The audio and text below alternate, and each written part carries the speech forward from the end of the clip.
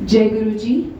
शिव महापुराण श्री रुद्र संहिता द्वितीय खंड तीसरा अध्याय। कामदेव को ब्रह्मा जी द्वारा शाप देना। ब्रह्मा जी ने कहा, हे नारद, सभी ऋषि मुनि उस पुरुष के लिए उचित नाम खोजने लगे।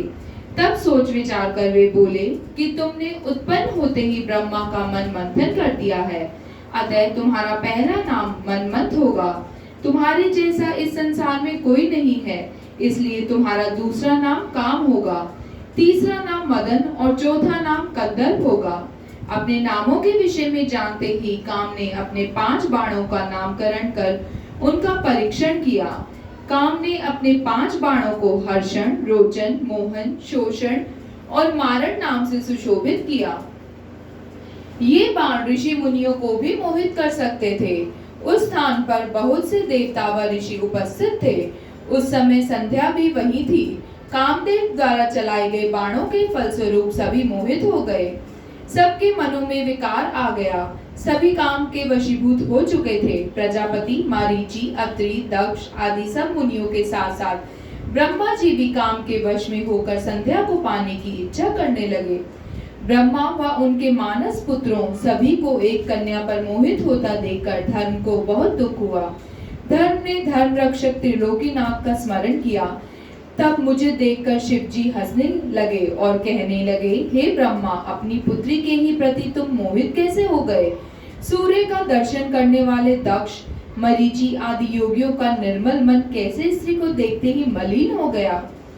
जिन देवताओं का मन स्त्री के प्रति आसक्त हो, उनके साथ शास्त्र संगति किस प्रकार की जा सकती है? इस प्रकार के शिव वचन सुनकर मुझे बहुत लज्जा का अनुभव हुआ और मेरा पूरा शरीर पसीने पसीने हो गया। मेरा विकार समाप्त हो गया, परंतु मेरे शरीर से जो पसीना नीचे गिरा, उससे पितृगणों की उत्पत्ति हुई। उससे 64,000 अग्निश्वातो पितृगण उत्पन्न हुए और 86,000 बहिष्कृत पितृ हुए। एक सर्वगुण संपन्न अति सुंदर कन्या भी उत्पन्न हुई, जिसका नाम रति था। उसका रूप सौंदर्य देखकर ऋतु आदि सखलित हो गए और उससे उनके पितरों की उत्पत्ति हुई। इस प्रकार संध्या से बहुत से पितरों की उत्पत्ति हुई। शिव जी के वहां से अंतर्धान होने पर मैं काम पर क्रोधित हुआ। मेरे क्रोध होने पर काम ने वह बाण वापस खींच लिया। बाण के निकालते ही मैं क्रोध की अग्नि से जलने लगा। मैंने काम को शिव बाण से भस्म होने का शाप दे डाला। यह सुनकर काम और रति दोनों मेरे चरणों में गिर पड़े और मेरी स्तुति करने लगे तथा क्षमा याचना करने लगे। तब काम ने कहा, हे प्रभु, आपने ही तो मुझे वर देते हुए कहा था कि ब्रह्मा, विष्णु, रुद्र समेत सभी देवता, ऋषि, मुनि और मनुष्य तुम्हारे वश में होंगे। मैं तो सिर्फ अपने उस शक्ति का परीक्षण कर रहा था, इसलिए मैं निरपराध हूँ।